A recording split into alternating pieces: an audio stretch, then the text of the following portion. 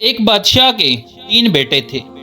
جب اس کی موت کا وقت قریب آیا تو اس نے اپنے تینوں بیٹوں کو اپنے پاس بلایا اور انہیں بتایا کہ میں نے محل کے فلاں کونے میں خزانے کو دفن کر رکھا ہے، اور تم سب بھائی میری موت کے بعد اس خزانے کو برابر آپس میں تقسیم کر لینا، اور ایک دوسرے کے ساتھ ناانصافی بالکل مت کرنا۔ بادشاہ اس وصیت کے بعد 3 روز تک زندہ رہا، لیکن چوتھے روز مر گیا۔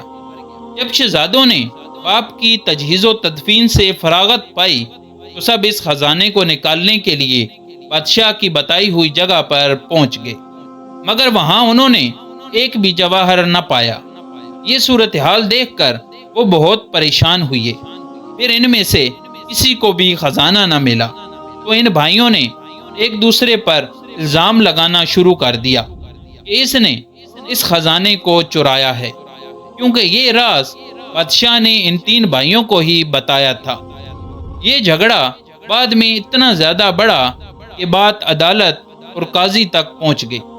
یہ ایک عجیب و غریب مقدمہ تھا جس میں 3 شہزادے اپنے باپ کے دفن کیے گئے خزانے کے حوالے سے مدعی بنے ہوئے تھے، اور تینوں ہی ایک دوسرے کو ملزم بھی ٹھہرا رہے تھے۔ قاضی صاحب نے اس پیچیدہ مقدمے کا فیصلہ کرنے سے پہلے ایک حکایت ان شہزادوں کو سنائی۔ قاضی نے کہا کہ میں تمہارے سامنے ایک کہانی بیان کرتا ہوں، تم سب اس پر اپنی رائے دینا کہ اس کہانی کے کرداروں میں سے کس نے جوانمردی، دلیری اور فیاضی کا برتاؤ اپنایا۔ مسند پر بیٹھے قاضی نے پھر ان شہزادوں کو حکایت بتانا شروع کی کہ کسی زمانے میں ایک نوجوان مرد ایک نوعمر اور کماری لڑکی پر عاشق تھا۔ اس عاشق اور معشوق میں بے حد محبت ہوا کرتی تھی۔ رسم دنیا کے مطابق جب اس لڑکی کی شادی کسی دوسرے شخص سے طے ہو گئی اور شادی کی مقررہ تاریخ طے ہو گئی تو اس کے عاشق نے ایک روز اسے تنہائی میں بلا کر کہا، اب ان قریب تم میں اور مجھ میں جدائی ہونے والی ہے، اور یہ میرے لیے بہت تکلیف دہ بات ثابت ہوگی۔ ایسا اس لیے ہے کہ اب تمہاری شادی ہونے والی ہے اور تم تو اپنے شوہر کے پہلو میں ہوگی، مگر میں تنہائی میں بستر پر پڑا رہوں گا۔ لہٰذا میں سمجھتا ہوں کہ ہمیں اپنی محبت کی تکمیل کے لیے ایک دوسرے کے ساتھ ملاپ کرتے ہوئے آسودگی حاصل کرنی چاہیے، تاکہ میں ان حسین لمحات کے ساتھ اپنی بقایا زندگی گزار سکوں۔ یہ سن کر اس باعصمت و عفت لڑکی نے جواب دیا کہ میں شادی کے بعد بھی تمہاری فرما بردار رہوں گی، اور میں اس بات کا عہد کرتی ہوں کہ میں اپنی شادی کی پہلی رات تیرے ساتھ ہی بسر کروں گی۔ جب اس عاشق و معشوق کا عہد تکمیل کو پہنچ گیا، ملاقات ختم ہو گئی اور وہ دونوں ایک دوسرے سے جدا ہو گئے۔ پھر وہ دن بھی آ گیا جب اس لڑکی کی شادی کسی اور سے ہو گئی اور وہ اپنے شوہر کے ساتھ اس کے گھر چلی گئی۔ اس دن ان دونوں عاشق اور معشوق نے دعا مانگی کہ ہمارا ملاپ جلد ہو جائے۔ ادھر سورج اپنی کرنوں کو لے کر آہستہ آہستہ مغرب میں غروب ہو گیا اور رات کے سائے گہرے ہونے لگے۔ رات گہری ہوئی تو دولہا اپنی دلہن کے پاس پہنچا۔ پھر اس نے بے تابانہ انداز میں اپنی دلہن کو گلے سے لگایا تو اس لڑکی نے شرما کر کہا، یہ کیسا بے صبرا پن ہے، آپ کو کس بات کی جلدی ہے؟ آپ ٹھہریے اور پہلے میری بات تو سنیے۔ اس پر شوہر نے کہا کہ میری جان خفا نہ ہو، ایک نہیں بلکہ ہزاروں باتیں کرو۔ تو لڑکی نے کہا، آپ کو میری ایک شرط ماننا ہوگی۔ شوہر نے کہا، تم جو شرط کہو گی میں اسے دل و جان سے مانوں گا، اور جو تم کہو گی میں وہی کروں گا۔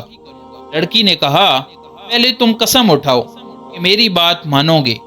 تو شوہر نے بخوشی قسم اٹھا لی۔ اب لڑکی نے اپنی بات اپنے شوہر کو سنانا شروع کی۔ لڑکی نے کہا کہ بچپن سے ایک شخص میرا عاشق ہے۔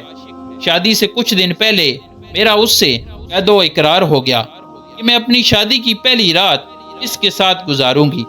میں آپ سے اجازت لینا چاہتی ہوں کہ مجھے اپنے وعدے کی تکمیل کی اجازت دیں تاکہ مجھے میرا عاشق جھوٹا نہ سمجھے۔ شوہر نے لڑکی کی بات بڑے غور سے سنی اور لڑکی کو وعدے کی تکمیل کی اجازت دے دی کہ جاؤ اپنا وعدہ وفا کر لو۔ یہ سچی لڑکی اپنے شوہر سے اجازت لے کر رات کو اپنے عاشق سے ملنے جا رہی تھی کہ راستے میں ایک سنسان گلی میں اسے ایک چور ملا۔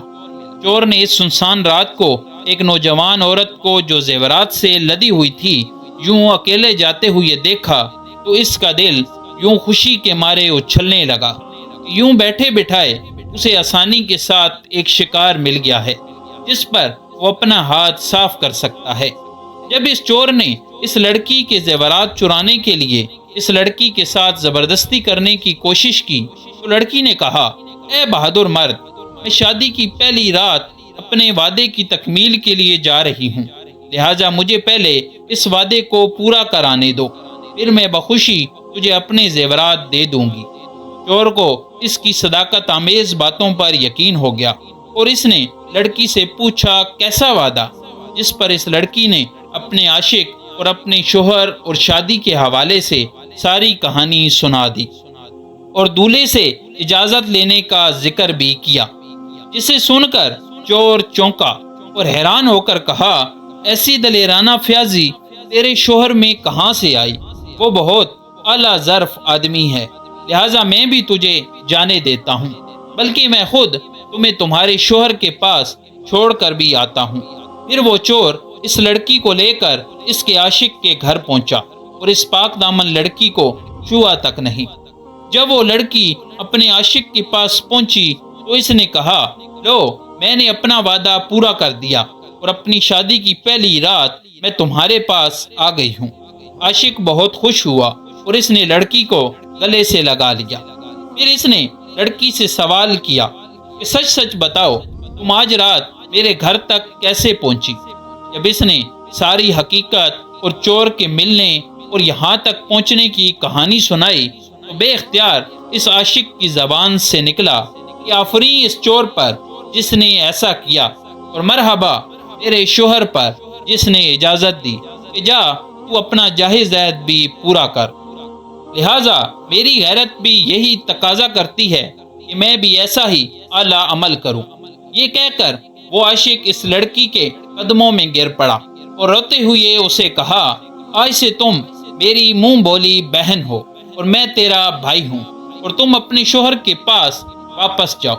یہ لڑکی اپنا وعدہ پورا کر کے عاشق کے گھر سے چلی تو چور کو اس کے دروازے پر کھڑا ہوا پایا۔ پھر اس چور نے اس حسین لڑکی کے ساتھ وہی سلوک کیا جو وہ پہلے کر چکا تھا۔ اس نے اس لڑکی کو باعزت اس کے شوہر کے گھر پہنچا دیا۔ اس پاکباز عورت نے شوہر کے پاس آ کر ساری کہانی کہہ سنائی۔ پھر اس کے شوہر نے اسے بہت عزت دی اور دونوں نے رات بڑے سکون اور آرام سے گزاری۔ کہانی سنانے کے بعد قاضی نے شہزادوں سے پوچھا کہ اب تم نے معلوم کیا سچ کی بدولت کیونکہ اس کی عزت بچی اور اسے خوش نصیبی ہوئی۔ قاضی نے کہا، اب تم تینوں مجھے بتاؤ کہ ان تینوں یعنی عاشق، چور اور شوہر میں سے کس نے زیادہ مردانگی دکھائی؟ سب سے بڑے لڑکے نے کہا کہ اس شوہر نے۔ قاضی نے پوچھا وہ کیسے؟ تو اس بڑے لڑکے نے جواب دیا، کیونکہ اس نے بہت سے پیسے خرچ کر کے اس لڑکی کو حاصل کیا تھا، پھر اس غیر کی خواہش کو مقدم سمجھتے ہوئے اسے جانے کی اجازت دی۔ یہ کمال درجے کی جوان مردی ہے۔ دوسرے لڑکے نے کہا کہ نہیں، بلکہ عاشق کا پہلا نمبر ہے، کیونکہ اس کی وجہ یہ ہے کہ اس کی معشوقہ اس کے پہلو میں تھی، لیکن اس نے صبر و ضبط کیا اور اسے ہاتھ تک نہ لگایا۔ بھلا اس سے بڑھ کر اور دیدہ دلیری اور جوان مردی کیا ہوگی؟ اس سے بڑھ کر فیاضی اور سخاوت کیا ہوگی؟ پھر سب سے چھوٹا لڑکا بولا کہ ایسا نہیں ہے، بلکہ قابل تعریف تو وہ چور ہے جس کی ہمت، مردانگی اور فیاضی اس لیے کہ جو انسان کسی دوسرے کو اپنے فائدے کے لیے جان سے مارنے سے بھی دریغ نہیں کرتا اور کبھی اس پر رحم نہیں کرتا، اگر وہ اس موقع کو ہاتھ سے جانے دیتا تو اس سے بڑھ کر صبر اور فیاضی کیا ہوگی؟ لہذا ہمت اور جوان مردی اسی کو کہتے ہیں۔ قاضی نے ان سب کی باتیں سن کر سب سے چھوٹے لڑکے سے کہا کہ تم ہی مجرم ہو، تمہیں نے اس خزانے کو چرایا ہے، کیونکہ عاشق نے عاشق کی تعریف کی اور اعتبار نے اعتبار کی تعریف کی، جبکہ چور نے چور کی تعریف کی۔ پھر مزید تحقیقات سے ثابت ہو گیا کہ واقعی چھوٹے شہزادے نے ہی اسی خزانے پر ہاتھ صاف کیا تھا۔ اس کے بعد قاضی صاحب نے چھوٹے شہزادے سے خزانہ طلب کر کے تینوں بھائیوں میں برابر تقسیم کر دیا۔